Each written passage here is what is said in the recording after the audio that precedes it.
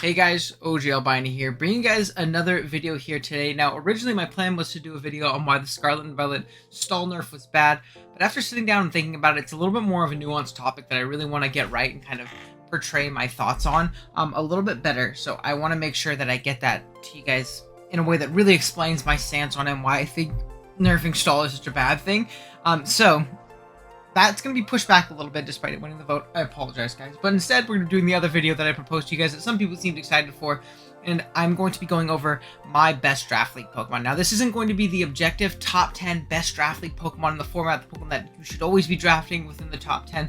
It's actually going to be my specific, tailored to me draft league Pokemon that are the best for me. So that's all based on stats with my kills and deaths and how many times I've drafted them, championships they've taken me to, and things like that. And I keep track of all these things on a doc, so I know my definitive stats for all of these Pokemon. And I'm really excited to kind of show off which mons are my favorite. And yeah, with that being said, let's go ahead and jump on into it. If you guys do enjoy today's video, be sure to drop a like as well as subscribe to the channel. I'd really appreciate it. We're on our way to 2,000 and we are steamrolling through the thousands. I'd love to get there before the end of the year, and if you could help me out with that, I'd really appreciate it a ton. And yeah, that being said, oh, and the giveaway is over. The winners were reached out to via comments, and it was posted in my community post as well. I've already sent one person the money. I'm just waiting for the second person to respond so I can get them their copy of the game. And yeah, let's go ahead and jump on into it. Number 10, starting off, going down from 10 all the way up, we are going to have Zeraora. A very not polar, I guess to a degree polarizing. I feel like people either love Zera or absolutely don't like it at all. I am 100% obviously one of the guys who loves Zera. That 143 speed tier is so unbelievably phenomenal. Outspeeding everything relevant in the metagame below. Really the main thing is being 1 point faster than Dragapult, which is chef's kiss. So nice. It is almost a dark type with how much it clicks knockoff and just removes items and spreads, you know, the removal of items throughout teams. It's incredibly obnoxious, especially in a draft format where your item is so important and so tailor-made to you. It's really nice, especially in knocking off like passive leftovers and things like that to the things that are going to be checking Zeraora, so that later on you can 2-hit KO them with a close combat, play rough, grass knot, whatever it might be, which is awesome. You're a great physical breaker with like the aforementioned close combat knockoff, as well as obviously your plasma fist stab option. You also have great special coverage as well in grass knot, which is really nice, as well as focus blast. You can bulk up, you can calm mind. I think it is great with taunt. And then my favorite Zera set of all time is of course Subtoxic. I love me some Subtoxic Zera. It is so obnoxious to play around and try and beat. And Zeraora is just phenomenal at doing so, and it's just a great disruption. It's a great piece to so many different teams and so many offensive cores. Now, my personal stats with Zeraora, I've drafted it 4 times, so not as much as a lot of the other things on this list, which is pretty incredible. And it has 44 kills and 23 deaths, so a pretty solid KD there. Lots of kills, and again, a very solid Pokemon over the times I've drafted it. So yeah, that being said, jump on to number 9, which is probably going to be the first, like, what the Pokemon of this list, and probably the weirdest one on the list, and Big Azelf. I love this guy. I've talked about it so many times, how underrated this threat is, and I'm glad that my stats kind of back it up. I've drafted Azelf 6 times. It has 46 kills and 29 deaths, so very solid offensively. You see, it is incredibly fast with that base 115 speed tier, making it a great Scarfer, making it a great Breaker, honestly. Especially if that 125 in both of its attacking stats, with great coverage. It can knock, it can nasty plot up, it has great coverage in Psychic, Shadow Ball, Fire Blast, Energy Ball, Thunderbolt, Ice Punch. I mean, and Dazzling Gleam. We're missing a lot. Like, there's a lot of crazy coverage moves, but it's also great utility-wise. Despite it not being very bulky, it's a phenomenal rocker because it forces switches. It's a very fast taunter. It can boom. It can do a lot of really cool things for a lot of squads. And I really do love Azelf a lot. I think it's very slept on. It's very hard to fit on teams for a lot of people, and I feel like a lot of times people tend to lean towards more defensive psychic types, which I definitely understand. But if you can fit Azelf and you really need that 115 speed tier, I really recommend you try it out, because I think it is an incredibly fun Pokemon to build with and play with. So definitely give Azelf a shot in your next draft league. Number 8, a little bit more of a Pokemon that makes sense here, in Mega Diancie. Again, you can see all these Pokemon are going to be pretty darn offensive outside of a couple here towards the top. But Mega Diancie is one of my favorite Pokemon. I want to talk about a fun Pokemon to use, just like Azelf. 110 is a great speed tier, and then 160 in both of its attacking stats. We just said Azov was strong with that 125. We're 160 in both, and you have great options to be either physical, special, or mixed. You can Moonblast, Power Gem, Earth Power, Mystical Fire. You can also Diamond Storm, which is an incredible move that has a great chance to boost your defense stats. You can Play Rough, you can Boom, you can Stealth Rock. This thing really does it all. It has a really fast Encore this generation, which is really clutch. There's actually a game on the channel of me getting demolished by an Encore Mega DNC in a finals game of SBT against JCM Shadow. And that was, you know, kind of an eye-opener too, to see even more utility this thing can offer. Magic Bounce is a really nice ability, really making your opponent think twice about getting up hazards and chipping it down that way. So again, Mega DNC is an incredible offensive piece and is really good at just steamrolling games, especially being that the things that typically check Mega DNC and like bulky steel types don't typically have great recovery. You catch them once with that Earth Power, that Mystical Fire, and they're into a KO range next time they come in to like Moonblast plus Earth Power or something like that. Like it's pretty insane how strong this Pokemon can be, and honestly the defensive application that it can have despite that base 50 HP stat, you still have really nice defenses and base 110s all around. I did mess up the defense there on accident, not bad.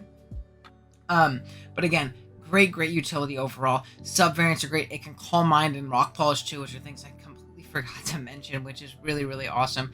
And again, just absolutely steamrolls them. Sub Endeavor. There's so many fun things you can do with the Pokemon that you think would just be an offensive breakout. There's so many fun different ways to kind of approach using Mega DNC, and I think it is probably in my top 3 favorite Megas. I think this, Mega Medi, and Mega Gallade are all my personal favorite Megas to use because they're just so damn fun. And Mega DNC is probably honestly the most fun out of all of them in my opinion. Maybe Mega Medi is a little bit closer, but who knows.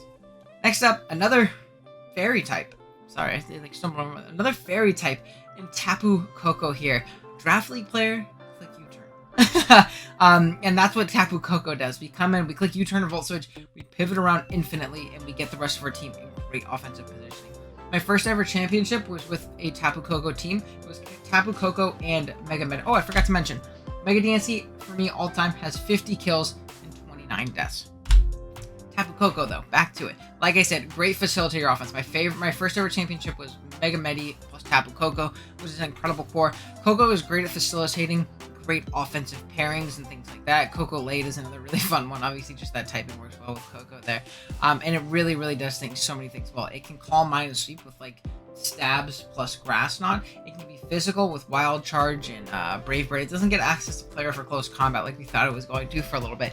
I don't know if you guys ever were around during that metagame of Draft League, the fake Coco meta, as I like to refer to it, because Coco went from, again, being the best Pokemon in Gen 7, falling off in Gen 8, which it definitely did fall off a little bit. In Gen 7, this probably was my number 1. And then going back up for like 2 months where we thought Coco was getting close combat player via leaks in the Isle of Armor, or in the Crown Tundra. We played with this fake Coco, and it was by far the best Pokemon in the format, and was getting banned everywhere. It had Rising Voltage, Play Rough, and Close Combat. That was a time to be alive. That was Broke Coco is just insane. A really fun mod.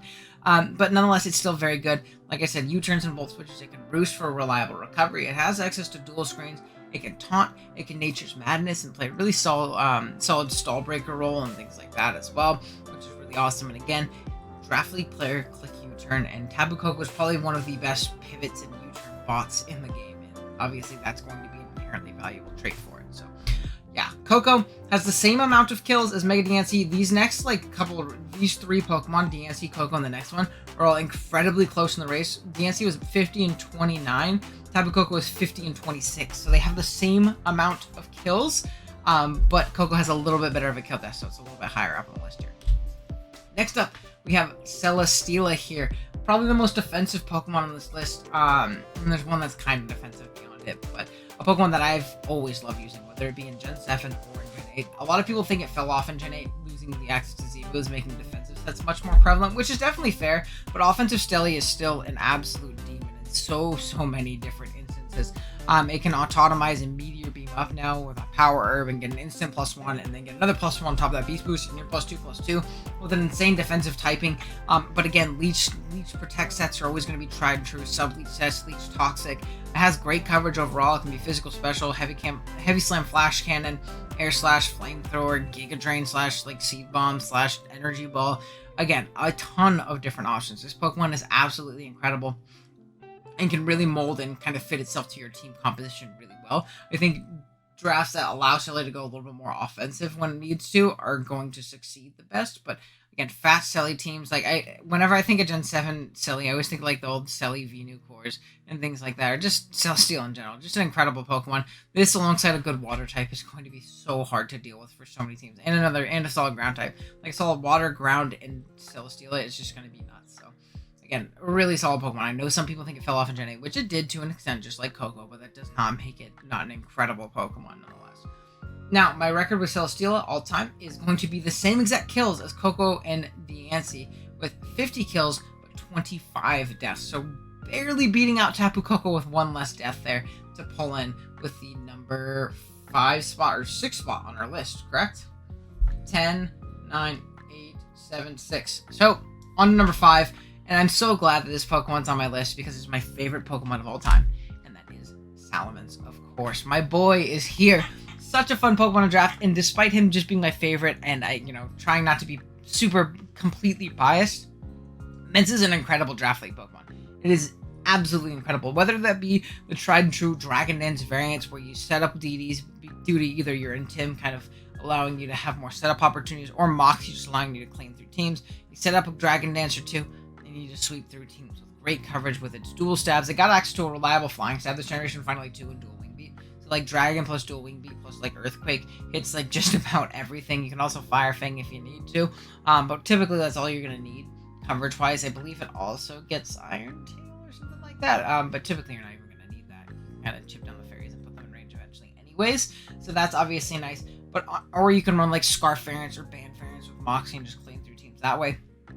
But really, my favorite Salamence sets are either special attacking variants or fat variants. Special attacking variants are great. It has phenomenal coverage. You can Hurricane, Draco, and Flamethrower / Fire Blast. You can also even Hydro Pump for some damn reason. Nobody knows why, but you can.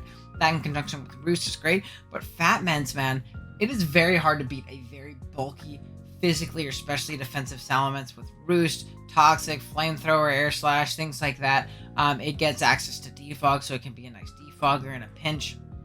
And it can even Wish. Wish Mence is best Mence. So being able to pass wishes to your teammates can be incredible. And again, if someone is overly prepared for that Dragon Dance Salamence, as they do have to respect it coming in and just cleaning through you, they're not going to be as prepared for a fat, bulky, wishing, intimidating, specially defensive Mence that sits all over their team forever, especially with the addition of heavy duty boost this generation. Hazards not being able to wear it down is incredible. It's just such a fun Pokemon, and I think it's a lot more diverse than people give it credit for. When people think of Salamence, they think of it Dragon Dancing up and sweeping, or Moxie sweeping with a Scarf or after a DD or two. And they're not really kind of keeping in mind how good this thing can be, especially offensively and bulky. I've even run Specs Mence before, which is really cool. So, again, please give Mence a try, and try not to pigeonhole him into that Dragon Dance sweeper role every week, and you'll be very surprised at how versatile it can really be. My record with Salamence, in the 7 times I've drafted him, he has 54 kills and 29 deaths. Next up, oh man, we're back to the fun offense, man. Victini! I love me some Victini. Right now, these Victini stats are even a little bit lower. I'm playing in a league right now. That's a Showdown League on the side that I don't actually have my stats, or that my stats aren't completely updated for. So Victini could very well jump up to number 3 on the list by the end of this league. Now, granted, the difference between this and the Pokemon above it is pretty not steep in the sense that I couldn't get there by the end of the season, but it is pretty considerable. So I know it's at least not there yet at this point in the season. But Victini, man, V-Create button. But again, it's another Pokemon a lot like Mence, where it's a lot more versatile than people give it credit for. But we'll talk about like the tried and true Choice Scarf, Choice Band, V-Create, click the button, you turn out, maybe you Bolt Strike the water once or twice when it's coming in, and you prosper. This thing can be an absolute nuke with V-Create. Such a good and spammable move in so many different instances. You also have access to things like Trick as well, if you want to trick a Band or a Scarf onto something passive that's coming in and trying to check you or beat you, or even checking something that's trying to set up like maybe a Suicune or something like that. I don't know. Really makes Victini very solid in that regard. So Victini is an incredible physical breaker, but also a special breaker. You can still Blue Flare and Psychic and U-Turn and Energy Bolt and Dazzling Gleam and Thunderbolt, and all these are in Thunder even with Victory Star, and absolutely rip through so many different types of builds and squads. So not only can it be physical, special, Scarf, Band, specs, It can also be a little bit bulkier. It can also really take advantage of boots. I think boots teaming this gen is an incredible buff for it. Not having to worry about hazards at all and just switching in, still clicking V-Create and clicking buttons, but having a little bit more longevity and staying power is really nice, especially on a Pokemon with 100, 100, 100. We see Victini a lot more offensively a lot of the times, but fat teenies are very annoying for a lot of teams to deal with. You can go with like Flame Charge weakness policy sets. You can go with Will-O-Wisp variants. You can go. I've even seen Rest Talk Victini check a Mega Medicham before because Medi doesn't have the coverage and it didn't run Double Edge for it. So like, it's a very, very versatile Pokemon that can do a lot for a team and really support it well. But it is such a good breaker, and it is so fun to click the V-Create button, man. There's not much like clicking a Choice Band V-Create. It is a rush when you do 60% to a water type. So yeah, Victini is an incredible Pokemon. I really do enjoy his versatility. It's just raw breaking power. My record with Victini in the 5 times I've drafted him at this current moment is 55 kills and 28 deaths, with that number on the rise in the Showdown League that I'm playing in. So big shout out to Tini. Now we are here at the top 3 range. And a lot of this next one was more so majority of the kills were in Gen 7, I think. But the last 2, a majority, and for one of them, all of the kills came in Generation 8. So I'm pretty excited about these ones. And these ones are kind of a league above the rest. This next Pokemon by far has my best kill death ratio ever. It's one of my favorite Pokemon to use in Draft League. And that is going to be Big Zygarde. That Dragon Ground stab typing is incredible offensively and defensively. It is so hard to switch into it, especially considering it has the most, I quote, the most spammable move in the game, 1,000 arrows, being able to rain a ground type move that hits quite literally everything, no matter if you're flying, levitating, or whatever it may be. You will get hit by 1,000 arrows, and it's not going to feel good when it sets up a coil and a Dragon Dance with that incredible bulk. I mean, 108, 121, and 95 bulk is incredible, especially in a generation where there's no more hidden power and you can't get like tech hidden powered for a 2-hit KO anymore. You can just set up Dragon Dances and coils and sweep through teams. Even if they have arrows resist, they're not going to be able to break you sufficiently in time for you to break, and in time to stop you from breaking them with a plus 4,000 arrows or something like that. So not only can it set up and win with coil and DD, double dance sets, or even just like mono coil sets, mono Dragon Dance sets, it can also sub-toxic you and sit on you forever and be extremely annoying. It can even 1,000 waves you while it sub-toxics you, which is another signature move of Zygarde that traps in the opponent when they get hit by the 1,000 waves, which is really annoying. It can also run glare variants to slow things down for itself and the rest of its teammates. You'll typically see like some glare coil sets do a lot of work to teams. Or you can rock out with a Choice Band and run your dual stabs plus extreme speed, then maybe some weird other tech option in the 4 slot, and just absolutely rip through squads that way as well. It's an incredible Pokemon, and I think it really, really fits well in fatter, balanced teams. And it just subs and coils, and it's just an absolute. I don't think I drafted this thing much in Gen 8, just due to opportunity. I think the main time I can remember using it, I've used it a couple of times. The main time I remember using it in Gen 8 was in BBL. Not the season we won, but the season right before we won. We had like the really fat Ho-Oh balance team with Zygarde and Slowbro and Tyranitar and Neolego and all that fun stuff. And this thing was by far our kill leader. It did very well in that Uber Stakes. It's just a really good Pokemon. I'm really happy to use it so well. Now, Zygarde, like I said, is by far my best kill death ratio on any Pokemon. It is currently 6 times I've drafted it, 61 kills, and 20. I think that's pretty damn impressive for Zygarde there. Next up, we have number 2 in Gengar. Now, fun fact, I actually used to not be a big fan of Gengar. Going into Generation 8, even the first couple months of Generation 8, I wasn't too big on its frailty, and I really had trouble positioning it and using it correctly.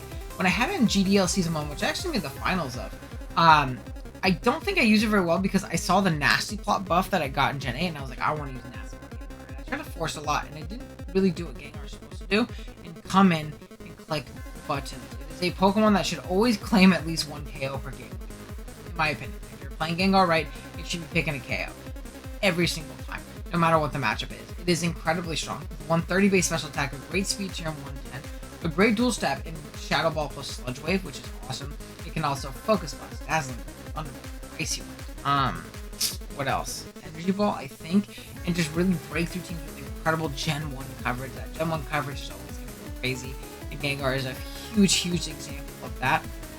It has good, what do you call it, support moves as well. I believe it can taunt. I know it can Will-O-Wisp, Perish Song, and that, which is obviously cool. Sub-Disable Gengar is another really, really funny one. So you can run into like a Drapion or something like that, you can like sub-disable it, and then it can like jab depending on the matchup. You know, there's fun different things you can do. You can Nasty Plot. Again, I feel like Nasty Plot typically isn't the best, but it's definitely a very viable option in some matchups. We're gonna absolutely rip through things. It can also trick, which is another thing I didn't mention on Choice Variants with Scarf and Specs. Trick things, or even trick Black Sludge. I definitely got Porygon 2 or something like that that want to switch in on me. I trick them, their Black Sludge, they lose their EV hit bulk, while also gaining an item that debilitates them and puts them into a KO range of a Sludge Wave. So I think Gengar is very, very well used if you focus more so on its damage output and using it to come in as a breaker / revenge killer, opposed to trying to win with Gengar with like Nasty. Great Pokemon. Because of its more hit and run playstyle and its more offensive nature, my Gengar KD is not as good. It does have 63 kills, which is better than Zygarde, but it has a whopping 53 deaths. 10 times I've drafted it. I've drafted the thing 10 times in Generation 8. It is a part of my favorite offensive core of all time, probably Inertia Single Strike plus Gengar. And I've drafted that like 3 times a lot. So all the other times I've drafted this channel, I should kind of add up. So, love me some Gengar. And with that, we have on the list. I'm going to give you guys 5 seconds. I want you to go down to the comments right now, and I want you to guess what our best Draft League Pokemon performer of all time is right now. 5, 4, 3, 2, 1. If you decided to guess Cinderace, you were correct. It's really insane how good this Pokemon has done for me. It's only been around for one generation throughout the entirety of Generation 8. It was actually on my first Generation 8 draft with Gengar in that finals run in GDL. And really, I've loved it since. I've drafted it so many times, whether it be with just regular Blaze sets or Libero and like Ubers leagues and things like that. But I've actually drafted Libero in like a non-Ubers league before, which is funny because I had like 20 kills that season. But again, it's also lame too because this is by far my least favorite starter of Generation 8. I do not like this thing's design at all. Big furry Batemon, and those usually aren't my favorite, which is weird because I like Zero though. I don't know. The human mind is enigma. Who knows?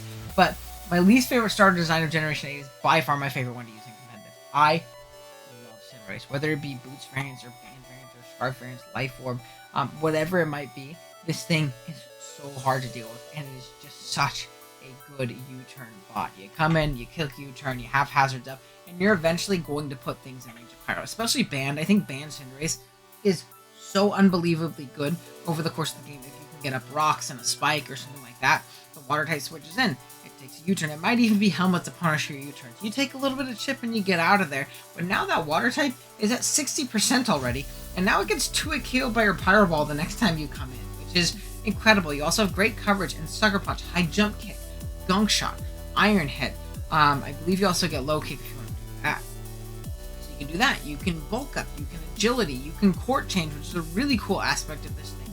Swapping the field of hazards around completely. So if you have 3 layers of spikes on your side of the field, you can Court Change, your opponent does too, and I think that's a really big aspect of prepping around Cinderace that people really don't like to do, and I think that's obviously very, very valuable for it. It can Super Fang, it can Taunt, it can do a bunch of really fun things. It's very offensive, it comes in, it clicks U-turn, everything is in range of that Pyro Ball, and you click the damn button, and you pick up 3 or 4 KOs. I've drafted Cinderace 10 times in this generation alone. I've only been able to draft this Pokemon in Generation 8, and I've drafted it 10 times already. And it has 68 kills and 42 deaths. An incredible Pokemon. I almost have it at 70. I'm excited to get to 70. I wonder if it's going to be my first Pokemon to 100 kills ever. I've been playing quite long enough for that to happen, but yeah. Now, I guess I can also kind of talk about really quick what my record all-time is. Hold on, I wonder if it'll show right here if I go like this. Hold on. Will it pop up? Let's see. It will pop up. Cool. So I'll show you that, guys, this really quick before we end the video.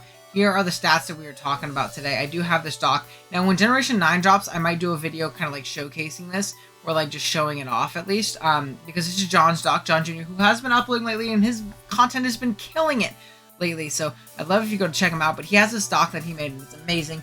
I'm not going to link it yet because it doesn't have Gen 9 mods, so there's not really a point yet, in my opinion. But this has all of my all-time games done. You see, I'm 525 and 265 all-time, the 701 differential. I'm sure there are games and leagues missing. I've been playing since 2017, so I'm sure there's some missing. I have won 11 championships up to this point. I have made 16 finals and 16 playoffs. You can see my kill leaders, my death leaders. Poor Seismitoad, 54 deaths, only 27 kills. You can see all that stuff. You can even see like my individual best seasons where, you know, my differential on my score. I got a plus 34 season one time. It's pretty insane. But yeah, this is my first championship, the WBC. I even have a page really quick. It's not completely updated because I need to add more rows and add more champions to it, but I have like a Hall of Champions page with like a bunch of old championship teams, which is so cool too. This is an incredible doc, and big shouts to John for this because I absolutely love this doc. And again, I'm a big stats nerd. I love stuff like this. It's part of my favorite things in draft. Kind of scroll through. A lot of these championships you guys probably haven't even seen, to be completely honest. So, look, I mean, I've never used Pulse on this channel. Again, I have a little bit of room for a couple more championships, but you see, this is like 5 or 6 championships out of 11. So, yeah, let me know what you guys think of our top 10. I would love to hear yours in the comments below. Let me know if you were surprised by anything, what your favorite Pokemon maybe of the generation in Draft League was. And yeah, I'm really excited for Scarlet and Violet to add more kills to this, and it was really fun looking back on this. So I appreciate you guys hanging out. I'll see you guys tomorrow. Later.